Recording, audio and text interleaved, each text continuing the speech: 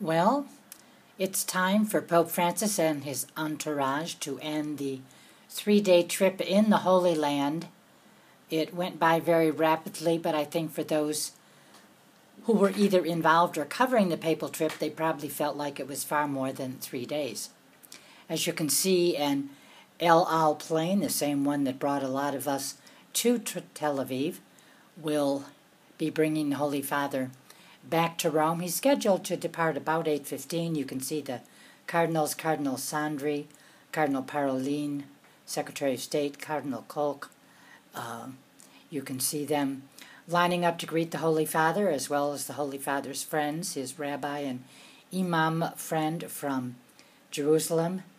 And in the upper right-hand corner, well, no longer, was Monsignor Guido Marini, the Master of Papal Ceremonies. The Holy Father has arrived. He was brought by military helicopter from Mount Scopus in Jerusalem. I'm obviously taping this from television. And the Holy Father came by helicopter from Mount Scopus in Jerusalem to the Tel Aviv airport, Ben Gurion Airport. The flight is about 3.5 hours. So the Pope will have dinner on board, and there's an hour's difference. Rome is an hour behind the Middle East, behind Jerusalem, so that should help. In any event, you can see the staff boarding the plane. Now, the Holy Father's been known to board a plane carrying his own black valise, his little briefcase, so let's see if it happens this time. As you can see, he got out of a plane in the previous image, got out of the military helicopter. There were 3 Israeli military helicopters en route here, and then they're bringing him by car to the part where there's no formal speeches planned tonight, but he will be seen off by officials. So, I wish I knew what that sign said. The journalists have already boarded. They boarded about 15 or 20 minutes ago. And don't know where the papal car went. It is bound to come back into view in a minute, so we will see the Pope being sent off the red carpet treatment. There's the staff of the El Al flight that will serve the Holy Father, his entourage, and the 70 or so members of the media that were privileged to be on the flight. There's usually about 30 people in the papal entourage. Cardinals from or that have some business related to the country or region that the Pope will visit, Swiss guards, security people, liturgy people, obviously the medical staff, whatever is needed accompanies the Holy Father. Well, we seem to have lost him, but I'll just keep focusing. He was probably brought to the room where the dignitaries are. There they are. Benjamin Netanyahu, Prime Minister, and again, Shimon Peres, who seems to have a wonderful relationship with the Holy Father. They are at the airport to see the Pope off. They've met several times with him. Benjamin Netanyahu had a private meeting before lunch today at the Notre Dame Center. And Shimon Peres, of course, invited the Pope, as you saw earlier, to come to his residence where there were speeches, the planting of an olive tree, and also songs by some very talented and lovely young Israeli people, young Israeli children. So that's Benjamin Netanyahu on the left, as you know, Shimon Peres on the right with their officials. Smiling broadly, hopefully that means for them the visit was a very good, fruitful one. We shall see when Peres and Mahmoud Abbas of the Palestinian Authority meet in Rome at the Pope's request to pray for and work on establishing peace in this region. This is obviously now the missing guest of honor. This is the Holy Father's car.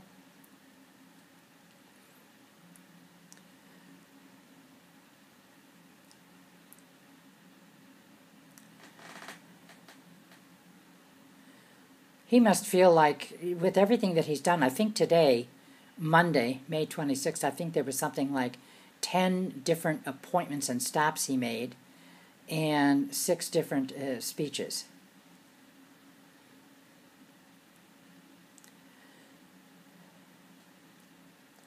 That is Domenico Gianni, the head of Vatican Security, on the left there.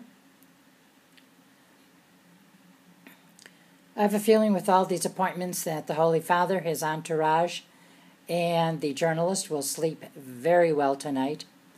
But the people who will sleep the best will be Vatican and Israeli security.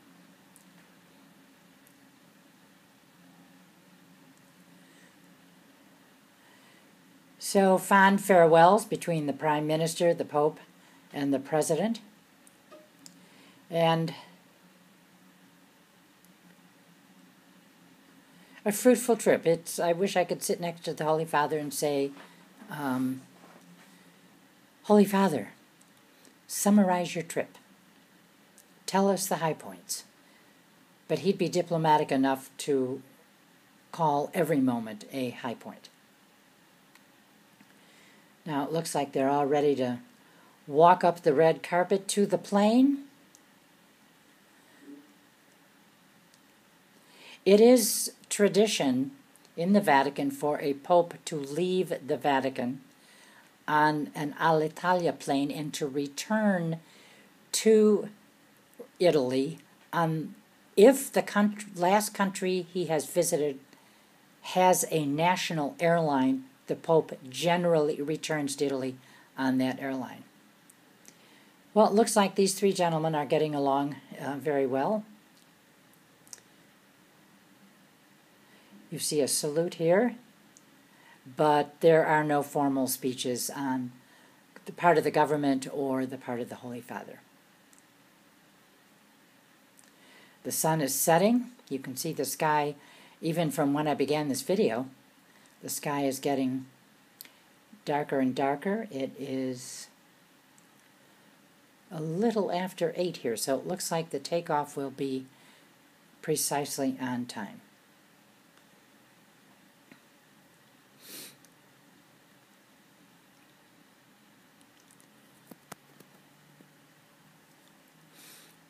It also looks like a Franciscan assistant of the Pope's is carrying his black briefcase. Now, the President is saluting Cardinal Parolin, the Secretary of State. That's Cardinal Sandri he's now greeting. He heads the Congregation for Eastern Churches. And this is Cardinal Kolk. We're seeing him from the back. And he heads the Pontifical Council for Christian Unity.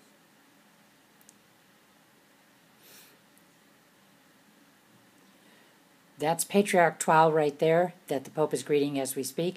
He's the Latin Patriarch of the Holy Land.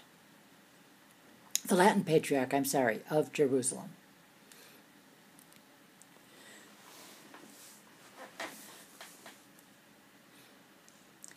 Now, accompanying the Pope on the flight back will be his... Oh, that's Monsignor Marini right here. Oh, that was a brief shot. Anyway, the rabbi and imam who have been the Pope's friends since Jerusalem are accompanied him to the Holy Land and will be on the plane back with him. First time in the history of papal trips that non-Catholics have accompanied the Holy Father. So he's being greeted and sent off, if you will, by religious and political leaders. Everyone wants their piece of the Holy Father. You wonder how he does it. These were just amazing days. He never stopped. He got very behind yesterday in his program, but today seems that the schedule was kept pretty well.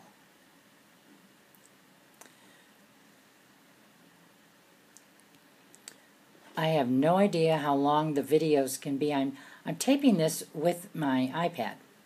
I have no idea if there's a maximum length to an individual video. I'm at 10 minutes. If you're still with me, God bless you.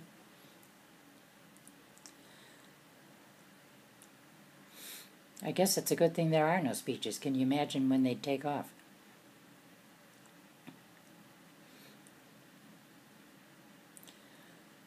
Is he even near the stairs?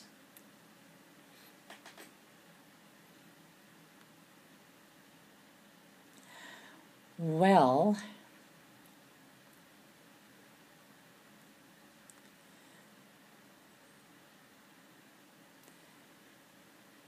looks like this is the moment of congedo, of adieu, of farewell, of shalom and see you again, at least Perez, President Perez, see you again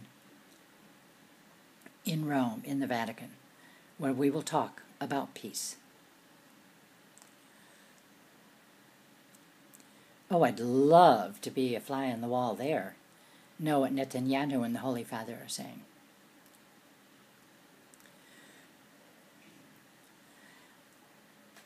One final salute, one final photo, and Pope Francis will mount the stairs to the El Al plane that will take him to Rome.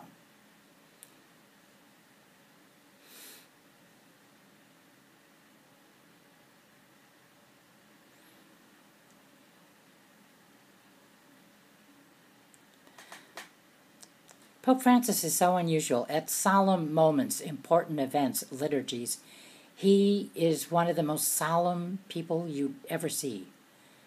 Then, when it's a totally different event, and he's with people and can be spontaneous and with young people, he's so filled with exuberance and joy.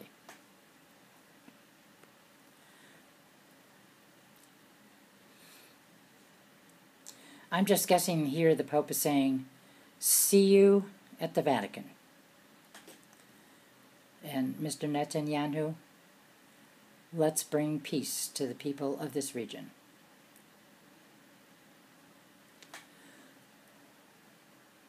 Well, he's won a few hearts, hasn't he?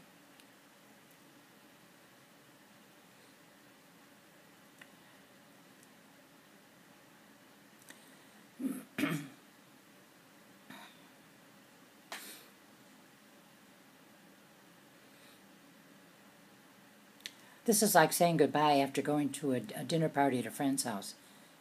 The goodbye takes longer than the dinner. At this point, I will end the video with the Holy Father mounting the steps of the El Al plane ready to take him to Rome. And I think at this point we can use the title of a Shakespearean play, and we can say, all's well that ends well.